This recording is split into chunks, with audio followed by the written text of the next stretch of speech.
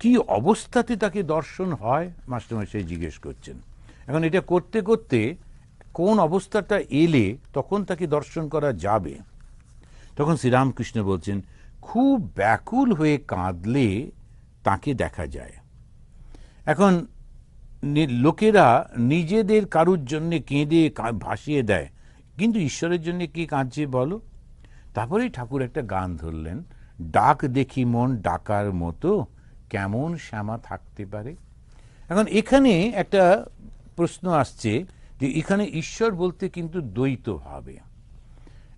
হিন্দুদের এইখানে একটু আমরা হিন্দুরা একটু কনফিউজড হয়ে যাই। সব কিছু ঘুরে ফিরে গিয়ে আমাদের বলছেন তিনি চৈতন্যময়, চৈতন্যে জগৎটা জোরে রয়েছে।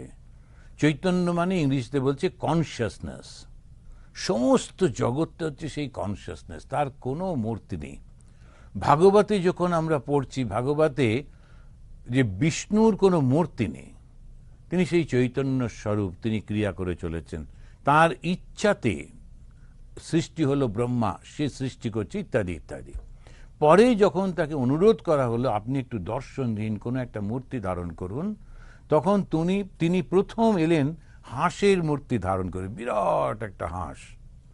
তখন সে কুমার সমস্ত ছিলেন, তারা সনত কুমার এরকম সমস্ত চার ভাই যে কুমার, তাদের কাছে দর্শন করতে এলেন। ব্রহ্মার ছেলে ওরা, ব্রহ্মা মন থেকে সৃষ্টি করেছেন, তারা অত্যন্ত জ্ঞানী।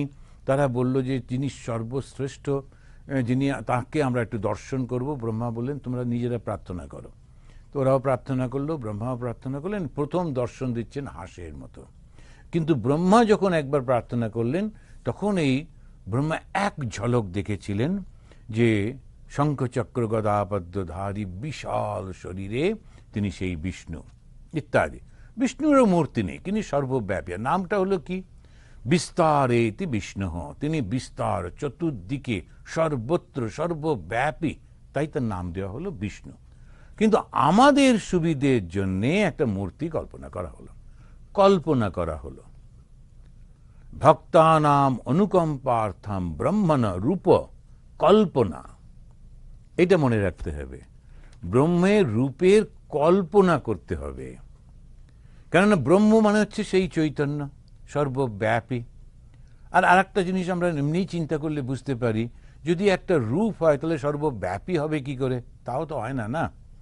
রূপ মানে তো একটু লিমিটেশন হয়ে গেল। তুমি যতই বড় হন না কেন, তবু তো তার একটা রূপ মানে তার একটা লিমিট রয়েছে। সুতরাং এই ব্রহ্মের কোনো রূপ নেই, সর্বব্যাপী। ওই জন্য হিন্দুরা জলে পুজো করে। ভাগবতে এখন রয়েছে, যে এই উদ্ধব গীতাতে রয়েছে, সে ভগবান শ্রীকৃষ্ণ বলছেন জলেতেও তুমি আমাকে পুজো করতে পারো। জল কেন? কেননা জলটা হচ্ছে সর্বব্যাপিত্ব, ওর কোনো রূপ নেই। ভগবানের কোনো রূপ নেই, তবু তিনি রূপ ধারণ করেন। কোন রূপটা ধারণ করেন? তুমি আমি যেটা চাইবো সেটাই ধারণ করবে, যেটা ভালোবাসবো। কৃষ্ণ, কেউ কেউ বলেন যে ছোট্ট কৃষ্ণকে আমার ভালো লাগে, ওই বংশীধারী কৃষ্ণ অতটা আমার পছন্দ হচ্ছে না। তখন সেই বাল ও গোপালের দেখা হচ্ছে, একটু কৃষ্ণরূপে দর্শন পাচ্ছি। যেমন মীরাবাই, তিনি সদা সর্বদা কৃষ্ণের বাঁশুরি শুনতে পেতেন। কৃষ্ণ তার স্বামী, তিনি স্ত্রীর মতো তার স্বামীকে সেবা করতেন, তিনি সেইভাবে তার চলছেন। আবার নানানভাবে এই একই ভগবান নানান রূপে তাকে দেখা দিচ্ছেন, সেটা আমরা। তাহলে কে ভগবানটা কি? ভগবান হচ্ছেন সমস্ত শক্তির অধিকারী চৈতন্য, ইচ্ছা মাত্র বিভিন্ন রূপ ধারণ করতে পারেন। ওই জন্য আমরা যখন বিভিন্ন মূর্তি নিয়ে ঝগড়া করি, ওটাও আমাদের মূর্খতা। আমি মনে করছি এইটাই একমাত্র ভগবান, না, ওটা তোমার ভগবান, কোনো আপত্তি নেই। সিংহে চড়ে রয়েছেন মা দুর্গা, সেটা বাঙালিদের কাছে তিনি দুর্গা সিংহে চড়ে রয়েছেন, খুব ভালো কথা। মা দুর্গার 10টা হাত, সব ঠিকই আছে। আবার উত্তর ভারতে গেলে তিনি শেরেওয়ালি, বাঘের পিঠে বসে আছেন, ওরা অত সিংহ ভাবতে পারলো না, আচ্ছা বেশ বাঘ। আর সেখানে 6টা হাত, তাতেও কোনো আপত্তি নেই। আমরা শেরেওয়ালিকেও প্রণাম করছি, সিংহের উপর মা দুর্গাকেও প্রণাম করছি, আমাদের কোনো সমস্যা নেই। কেন? ওইটা যদি মনে থাকে যে যে যেমন ভাবে ভগবানকে চায় সে ভগবানকে সেইভাবে পাবে। তখন ওই যে প্রশ্নটা যে তাকে কিভাবে পাওয়া যেতে পারে দেখা তো যায়, ব্যাকুল হতে হবে।